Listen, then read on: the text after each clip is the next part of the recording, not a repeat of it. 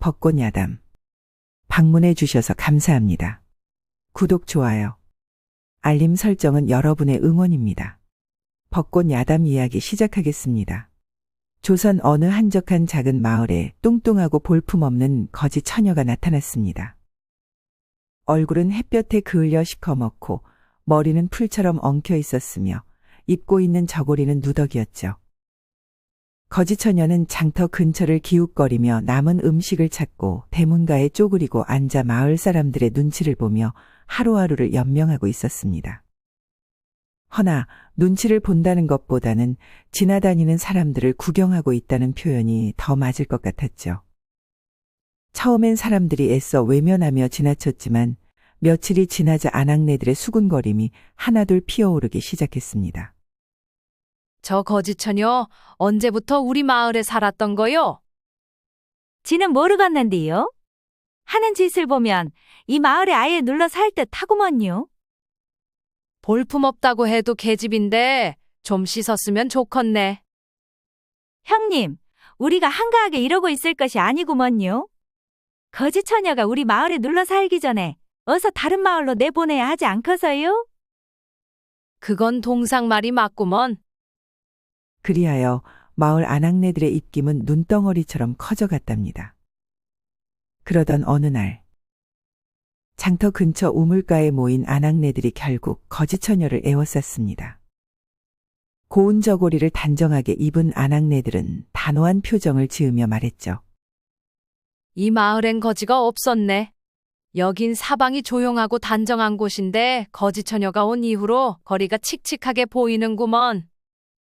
기웃거릴 때가 따로 있지. 하루 이틀도 아니고 아주 이 마을에 눌러 살 작성인 듯한데 어린 밤 푸너치도 없으니 어서 다른 마을로 가는 것이 좋을 것이야. 말이 나왔을 때 떠나시게. 그리 아니하면 관아에 고발할 것이네. 거지 처녀는 멍하니 그들을 바라보다가 작고 쉰 목소리로 너무 귀찮다라는 듯이 말했습니다. 내가 무엇을 잘못한 것이요? 아낙네들은 열심히 설명한 것이 물거품이 되어 다시 거지 처녀가 물어보니 어이가 없었답니다. 다른 마을들은 구차하고 거두절미하고 이 마을에서 당장 떠나는 것이 좋을 것이요. 나 이 마을에 온 지 며칠 되지도 않았지만 어차피 며칠만 더 있을 것이니 볼품 없어도 봐주시오. 거지 처녀는 아주 거만하게 땅바닥에 앉고는 아낙네들이 욕을 하든 소리를 치든 손가락으로 귀만 후비며 아낙네 치마 사이로 한 곳을 주시하고 있었습니다. 그런데 그때 언제부터인가 그 고을에 나타나 자리를 잡고 사는 허름한 선비 준하가 다가오고 있었죠. 거지 처녀는 뚱뚱한 몸을 일으켜 세우며 걸어오는 준하를 주시하며 보고 있었답니다. 그리고는 세상에서 아주 불쌍한 거지처럼 울먹이면 아낙네들한테 말을 했습니다. 죄송하구먼요. 부모님이 일찍 돌아가셨기에 집도 절도 없이 떠도는 신세가 되었지요. 그러니 저를 이 마을에 내쫓지 마시고 며칠만 더 있게 해주세요. 아낙네들은 갑자기 태도를 돌변하는 거지 처녀를 보고 어안이 벙벙하였죠.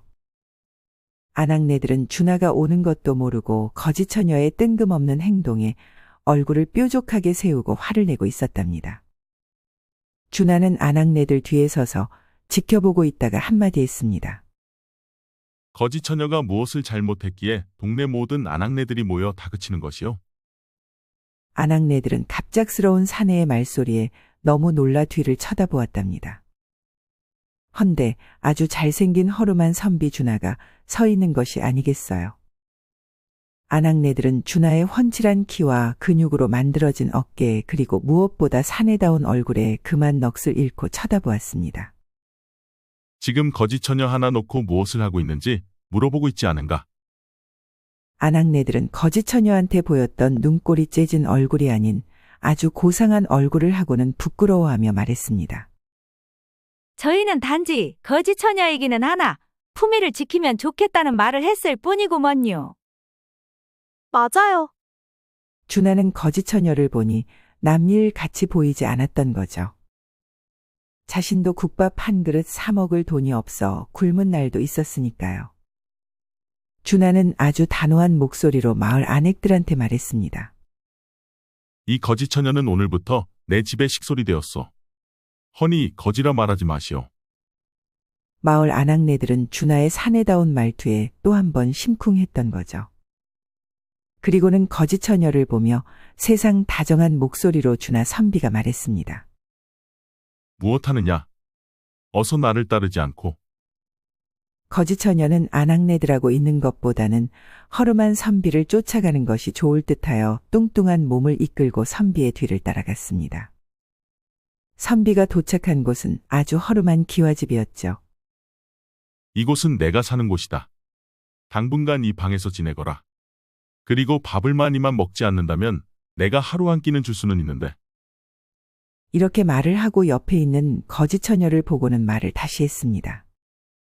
너를 보아하니 많이 먹을 것 같구나. 허면 어찌하겠느냐. 내가 조금 먹는 걸로 해야지. 거지 처녀의 표정은 고마움에 감동받은 표정이 아닌 그건 당연하다는 듯이 무심히 집 구석구석을 살피고 있었습니다. 너는 아주 당당한 거지 처녀였구나. 그렇게 말을 하고는 부엌에 들어가 아침에 준비한 밥과 국을 내어주었죠. 내 이름은 무엇이냐? 옥분이. 옥분이는 이름만 던져놓고 정신없이 밥을 먹기 시작했습니다. 이 녀석아. 천천히 먹거라. 그리고 난 볼 일이 있어 나가봐야 하니 자고 싶으면 이 방을 쓰면 된다. 옥분이는 준하의 뒷모습을 보며 한마디 했습니다. 오지랖은 천하 제일인 사내이구먼. 그렇게 두 사람의 동거가 시작이 되었답니다. 그러던 어느 날, 옥분이는 그날도 사람들이 많이 다니는 넓은 공터 나무 아래에 앉아 마을 사람들을 지켜보고 있었습니다. 아낙네들은 며칠이면 떠나겠지 생각을 했지만 준하 선비하고 같은 집에서 살고 있다고 하니 질투가 났던 거죠. 허나 옥분이는 아낙네들의 눈초리에 신경 쓰지 않고 오늘도 어김없이 장터 옆 느티나무 아래에 앉아 있었습니다. 겉보기엔 멍하니 하늘을 보는 듯했지만 눈동자는 마을 창고와 김유지댁 쪽을 바삐 오가고 있었죠. 헌데 옥분이의 눈에 평온하게 보이던 마을이 며칠 전부터 이상한 점이 보이기 시작을 했답니다. 관에서 내려온 수레가 관아 창고에 곡식을 내려놓자마자 이상하게 창고 문이 다시 열리고 수레가 밤 늦게 조용히 그것을 실어 나르고 있다니. 그 수레에는 곡식 자루 위에 여산 양반댁이라 쓰인 명주보자기가 덮여 있었고 바퀴 자국은 그대로 유지 김씨의 큰 집으로 이어져 있었습니다. 아이고, 곡식이 마르기도 전에 다른 입으로 먼저 가고 있었구먼. 옥분이는 속으로 혀를 찼습니다. 겉으로는 뚱뚱한 거지 행세를 하며 나뭇가지를 가지고 땅을 파는 척했지만 그 손놀림은 민첩했고 옥분이는 그 바퀴 자국의 깊이까지 눈여겨보고 있었죠. 같은 시각 지체 높은 박대감이 관아로 들어가 고을 현감과 마주하고 있었습니다. 요즘 이 고을엔 딱히 민심을 어지럽히는 일도 없습니다. 모두 조용하고 성실하게 살아가고 있지요. 현감은 능청스럽게 웃으며 차를 건넸고 박대감은 조용히 고개를 끄덕였습니다. 현감 눈에만 그리 보이는가 봅니다. 내 눈에는 위태롭게 보이는데 말입니다. 현감은 박대감의 말에 혼비백산이 되어 얼굴에는 식은 땀이 흐르고 있었죠. 더 열심히 관리하겠습니다. 박대감은 그렇게 한마디 남겨놓고 자리에서 일어났답니다.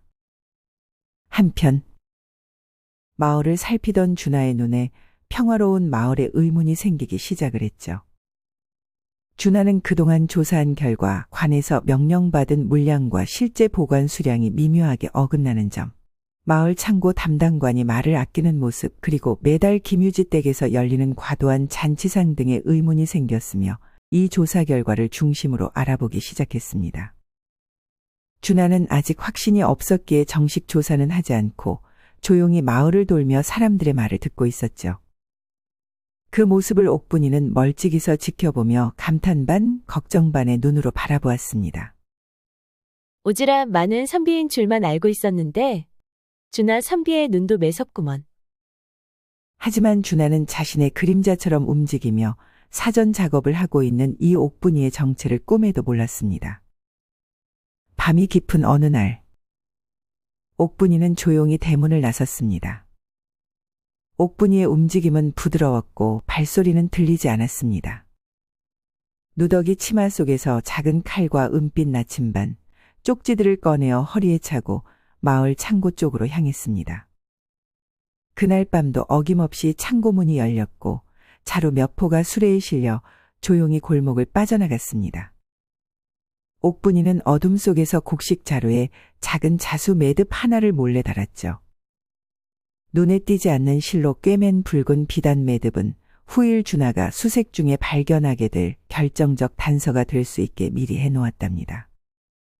며칠 후 준하는 마을에서 이상하게 굶고 있는 아이들과 노인들을 여럿 만났습니다. 분명 관에서 쌀이 내려왔다 하였는데 고을에서 준 건 아무것도 없소이다. 준하는 노인의 말에 지금까지 풀리지 않던 실마리를 찾은 듯 했죠. 그날 밤, 준하는 김유지댁 뒤편의 곡식 창고에 몰래 잠입을 했답니다. 그리고 준하는 옥분이가 보란 듯이 남긴 자수 매듭이 달린 자루를 발견했죠. 이건 관에서 내려온 곡식이 분명한데 자루 포목과 매듭도 관용 물자가 여기로 빼돌리고 있다니. 헌데 누군가 나보다 먼저 움직이며 나한테 알려주는 듯 하는구나.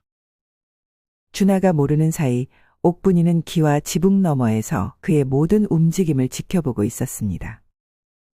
어지간히 촉은 있구먼. 하지만 아직 멀었소이다. 어사나리가 발을 들이는 순간 뒤에서는 칼이 들어온다는 걸 모른다면 어사 노릇 오래 못하지요. 다음 날 이른 아침, 김유지의 집에 광곡 도난 혐의로 조사가 시작됐고 침묵했던 마을 사람들의 입이 조금씩 열리기 시작했던 거죠. 마을 사람들의 증언은 걷잡을 수 없이 쏟아져 나왔답니다. 준하는 조사가 순조롭게 시작되는 것을 지켜보고는 있었지만 준하의 머리에는 어제 보란 듯이 남긴 자수 매듭을 누가 남긴 것인지 뇌리에서 떠나지 않았습니다. 준하는 자신이 보지 못한 곳에서 발빠르게 움직이고 증거를 남기고 증인을 찾고 문서에 흔적을 남기는 뚱뚱한 거지 처녀 옥분이가 있다는 것은 꿈에도 생각을 못했죠. 허나 그 모든 과정에서 자신의 수사가 누군가에 의해 계속 유도되고 있다는 사실을 어렴풋이 느끼기 시작했답니다. 준하는 복잡한 생각을 떨치며 집으로 향했습니다. 잠시 후 준하는 옥분이가 집에서 무엇하고 있는지 마당으로 들어가며 보았습니다. 옥분이는 여전히 아무렇지 않은 얼굴로 마당 한 구석에서 군고구마를 까먹고 있었고 준하는 그런 옥분을 보며 고개를 갸우뚱했습니다. 이상하구나. 저 옥분이가 겉모습만큼 둔한 사람이 아닌 듯 보이는구나. 옥분이는 준하의 눈빛을 잠시 살피고는 아주 능청스럽게 고구마를 먹고 있었죠. 헌데 준하 선비가 고구마를 먹는 자신을 쳐다보니 먹고 싶어하는 듯하여 망설이다 말했습니다.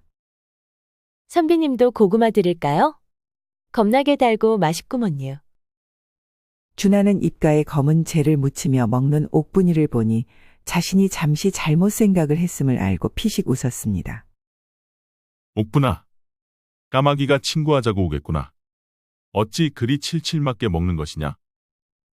준하는 자신도 모르게 옥분이의 얼굴에 묻은 검은 재를 털어주었죠. 그때 옥분이는 생각지도 못한 준하의 행동에 심장이 뻐근하면서 숨을 제대로 쉴 수가 없었던 거죠. 옥분이는 목이 메었는지 가슴을 치며 캑캑거렸고 준하는 옆에 있던 물을 옥분이한테 먹여주었답니다. 아이고, 우리 옥분이 천천히 먹어야지. 내가 뺏어 먹더냐? 그리고 등까지 퍽퍽 쓸어주는 것이 아니겠어요. 옥분아, 난 다녀올 곳이 있으니 집 잘 지키고 있거라. 동네 한 바퀴 돌고 올 것이다. 준하는 대문으로 걸어가고 있었고 옥분이는 준하의 뒷모습이 왠지 듬직하게 보였답니다. 어메, 별일이네. 내 눈에 사내의 등이 듬직하게 보이기도 하네. 옥분이는 동네 한 바퀴 돌고 온다는 준하의 말에 안심을 하고 있었죠. 그날 늦은 저녁, 준하는 조용히 김유지 댁 뒤뜰 창고 안을 다시 찾았습니다. 아직 결정적인 증거를 찾지 못했기 때문이었죠. 며칠 전 발견한 광곡 자루는 이미 치워져 있었지만 그 자리에는 수상한 거래 문서 한 장이 남겨져 있었답니다. 거기엔 관아의 창고 담당관 이름과 함께 일정 수량의 곡식을 비밀 유통시키기로 한 명세가 적혀 있었습니다. 이 문서가 결정적 증거가 되겠구나. 헌데 이 중요한 문서가 이곳에 떨어져 있는 것일까? 준하의 머리에는 함정이라는 생각이 들어 문서를 품에 넣고 도망가려고 돌아섰습니다. 그 순간 촥! 바람을 가르며 칼날이 준하의 목덜미를 스쳤고 본능적으로 몸을 굴러 피한 준하는 어둠 속에서 눈빛이 번뜩이는 검은 두건의 사내를 마주하게 되었습니다. 감히 관아의 죄를 캐고 다니는 너는 누구인 것이냐?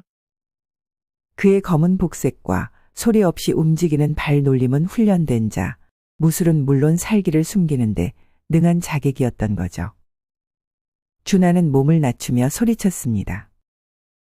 허면 너는 누구의 사주를 받은 것이냐? 칼날만이 움직일 뿐 대답은 없었고 자객의 칼끝은 준하가 감당할 수 없는 매서움이 깃들어 있었답니다. 그때 준하의 팔을 스치며 피를 맺게 했습니다.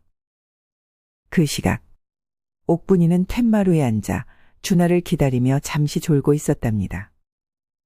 눈꺼풀이 스르륵 내려오던 찰나 가슴 속에서 진동하듯 울려오는 낌새는 옥분이의 심장에 두려움이 되어 무섭게 밀려오고 있었습니다.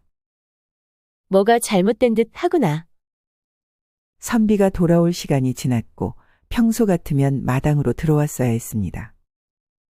하지만 인기척은커녕 그의 향기조차 느껴지지 않았죠. 옥분이는 곧장 그의 흔적을 따라 밤길을 달리기 시작했습니다. 평범한 거지의 걸음이 아니라 바람과 함께 흐르는 무사의 발놀림이었답니다. 한편 준하는 이미 뒤 담장 안으로 몰려 있었고 등 뒤엔 벽, 앞엔 칼이 있었습니다.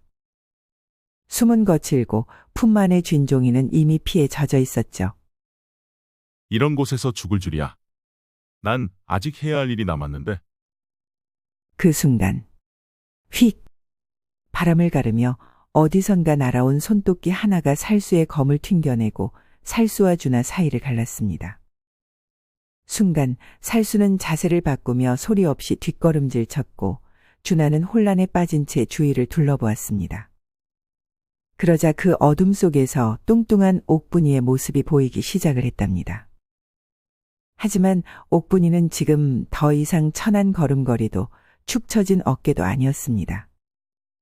옥분이의 허리춤에는 단단히 묶인 짧은 검과 허공을 읽는 듯 날렵한 눈빛이 번뜩이고 있었죠. 내가 늦었소. 옥분이의 목소리는 평소보다 낮고 차분했습니다. 너는 거지 처녀가 아니었다는 말이더냐? 준하는 숨을 몰아쉬며 묻는 동시에 앞에 선 이 여인의 눈빛에서 단순한 민초가 아님을 직감했습니다. 옥분이는 대답하지 않고 몸을 낮춰 다시 돌진하는 살수와 숨막히는 칼날 싸움을 벌였답니다.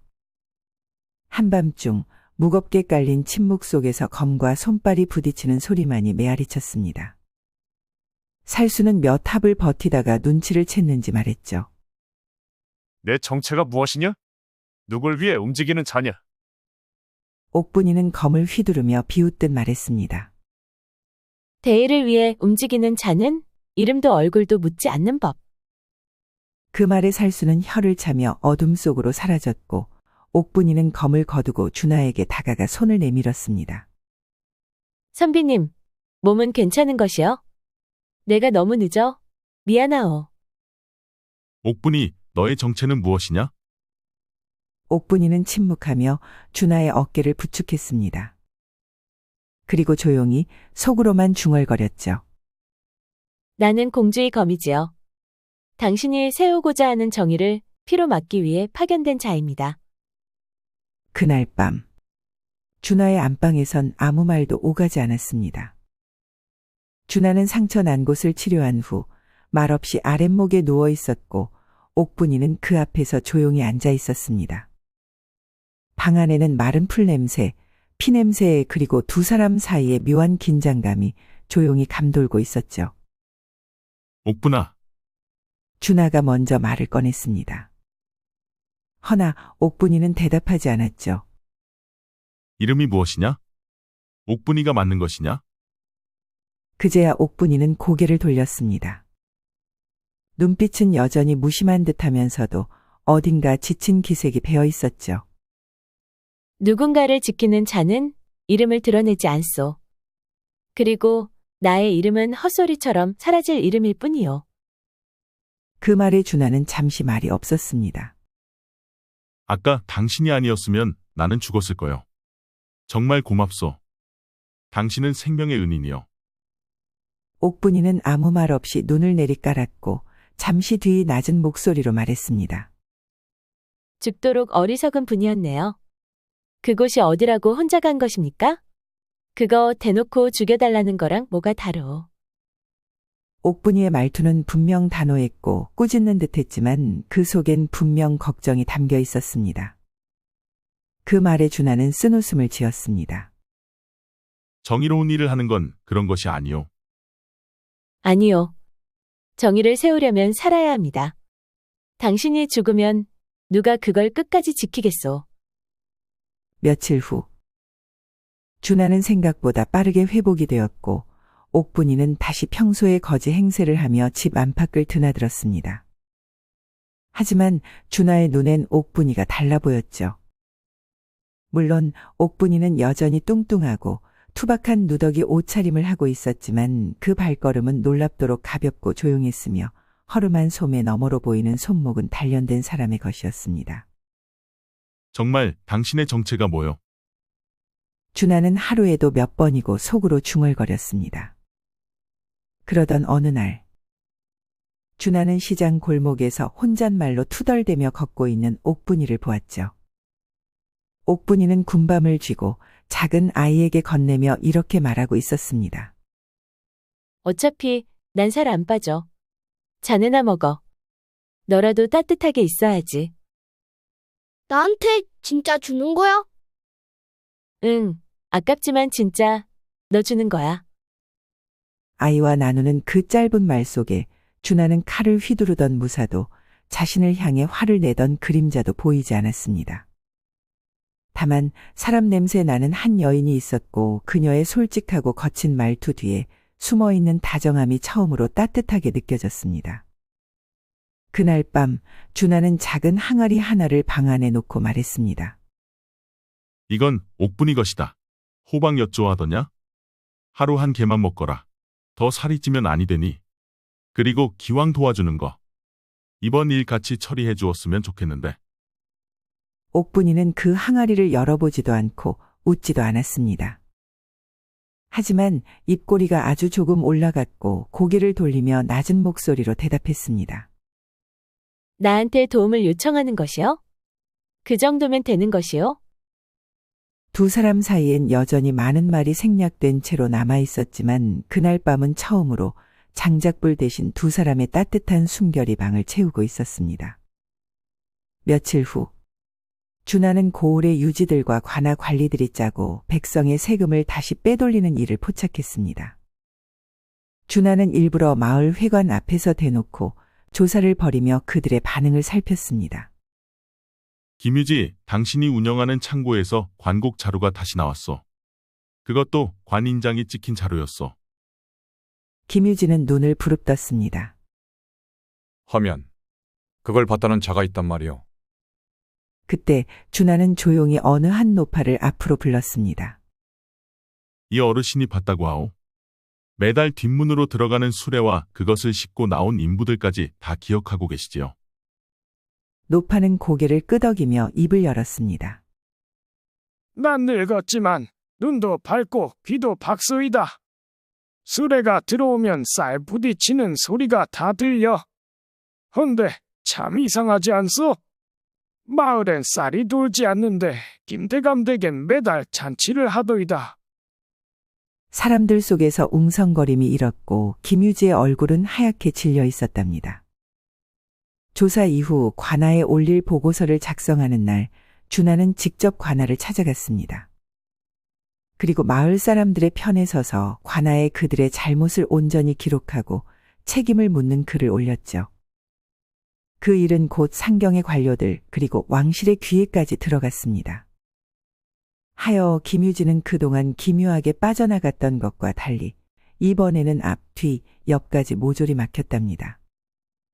그리고 자신의 뒤를 봐주던 박대감과 현감을 찾았지만 그 두 사람은 벌써 김유지를 버린 뒤였던 거죠.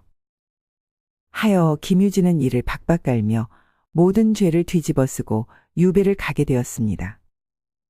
며칠 뒤 조용하던 고을의 뜻밖의 행차가 도착했답니다. 곱게 따은 머리, 정중한 자태 그리고 그녀의 얼굴은 빛나고 있었죠. 그녀는 바로 공주마마이었답니다. 공주는 꽃가마에서 내려 주변을 살폈습니다.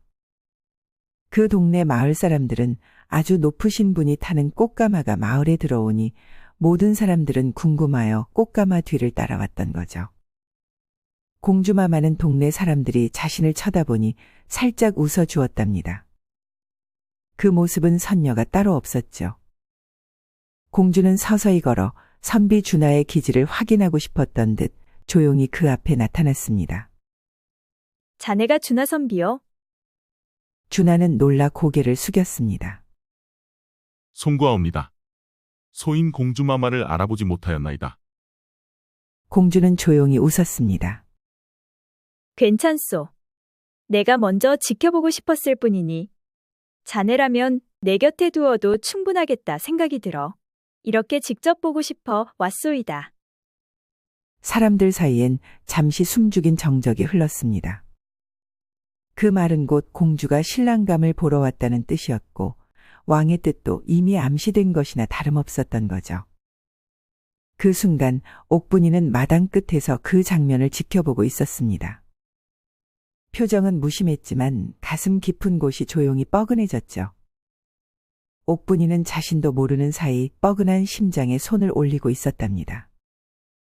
공주는 그런 옥분이한테 살짝 눈길을 주었습니다. 옥분이는 자신이 모시는 공주마마에게 살짝 고개를 숙여 인사를 했죠. 그리고 공주는 툇마루에 준하와 마주 앉아 한참을 차를 즐기고 궐로 향했습니다. 옥분이는 두 사람을 바라보며 너무 잘 어울리는 한 쌍이라 생각을 하고 있었지만 여전히 심장은 처음보다 더 뻐근했고 인정을 하려 하니 심장이 더 아파왔던 거죠. 그날 밤 준하는 홀로 고민에 빠졌습니다. 자신의 감정은 이미 옥분이한테 향해 있었고 하지만 공주의 뜻을 거절하는 것은 목숨을 건 일이 될 수도 있었죠. 그는 밤새도록 고민 끝에 결정을 내렸답니다. 다음 날 아침 준하와 옥분이는 공주 앞에 나아가 고개를 깊이 숙이며 말했습니다. 공주마마, 소인은 감히 말씀 올리옵니다.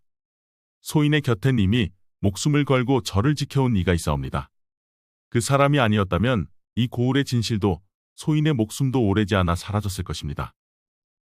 공주는 고개를 기울였습니다. 그런 자가 있다면 나는 왜 모르고 있었을까?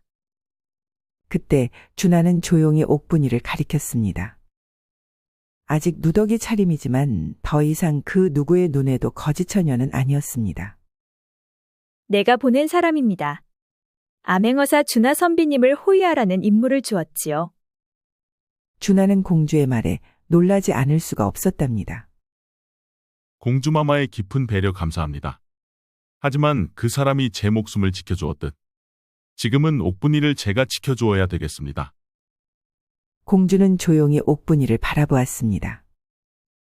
옥분이는 단정히 고개를 숙였고 입을 열지 않았습니다. 옥분이는 충성의 마음으로 임무를 수행했을 뿐 어떤 대가도 바라지 않았으니까요. 잠시 후 공주는 빙그레 웃으며 말했습니다. 어쩌면 내가 더 보고 싶었던 건 바로 이런 사람이었는지도 모르겠구나. 마음을 지키는 자, 그리고 그 마음을 감싸는 자. 공주는 애써 밝게 웃으며 두 사람의 사랑을 축복해 주었습니다. 그날 밤 옥분이는 조용히 마당에서 별을 보고 있었습니다. 준하가 다가와 옥분이 곁에 나란히 앉았죠. 이제 갈 데 없지 않소? 누구 덕분에 없소이다. 가야 할 명도 끝났으니. 그럼 여기 있으면 되겠소. 나는 계속 여기에 있을 테니. 옥분이는 그 말에 웃었습니다. 아주 오랜 세월 칼을 품고 살아온 사람에게 처음 느껴보는 따뜻한 약속이었습니다. 헌데 진짜 이름이 무엇이요? 바보이십니까? 옥분이라 하지 않았습니까? 전에 물어보았을 때는 누군가를 지키는 자는 이름을 드러내지 않는다고 하지 않았소?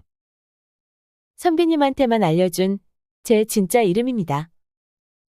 준하는 자신만 아는 이름이라 말해주니 그의 입은 귀에 걸렸고 그의 손은 옥분이의 손을 잡으려고 뻗었죠.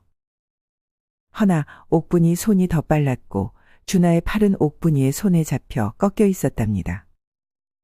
옥분이는 준하의 팔을 천천히 놔주며 말했습니다. 내가 손이 빠른 편이요. 미안하오. 걱정하지 말거라. 내가 조금 더 빠르면 되니. 준하는 옥분이가 방심하는 사이 입술에 입맞춤을 했습니다.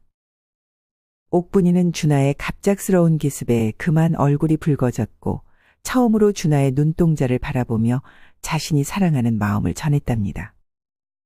봄이면 마당에 가득 꽃이 피고 여름이면 처마 끝 빗방울 아래서 함께 낮잠을 자고 가을이면 고을 아이들에게 글을 가르치고 겨울이면 아랫목에 나란히 앉아 옛날 이야기를 들려주는 두 사람. 누구는 그들을 선비와 부잣집 교수라 했고 또 누구는 의인과 무사라 했지만 정작 준하와 옥분이는 그저 이렇게 불리기를 원했답니다. 마음을 같이 한 사람, 서로의 길이 되어준 사람이라고.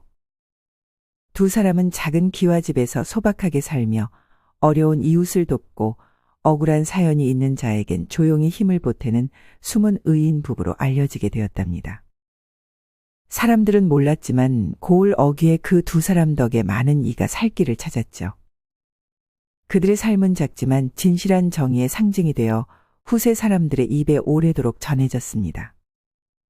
또한 남이 정한 길이 아닌 스스로의 길을 함께 걸어간 두 사람은 방방곡곡을 돌아다니며 때로는 하늘을 이불 삼아 달콤한 신혼을 즐기며 행복하게 살았다는 벚꽃 야담 이야기였습니다. 이 이야기가 재미있으셨다면 구독, 좋아요 그리고 알림 설정 부탁드립니다. 그리고 따뜻한 댓글은 여러분의 응원입니다. 이 영상을 보시는 모든 분들이 벚꽃 야담과 좋은 인연을 맺어 항상 행복이 가득하셨으면 좋겠습니다. 오늘도 행복한 하루 보내세요.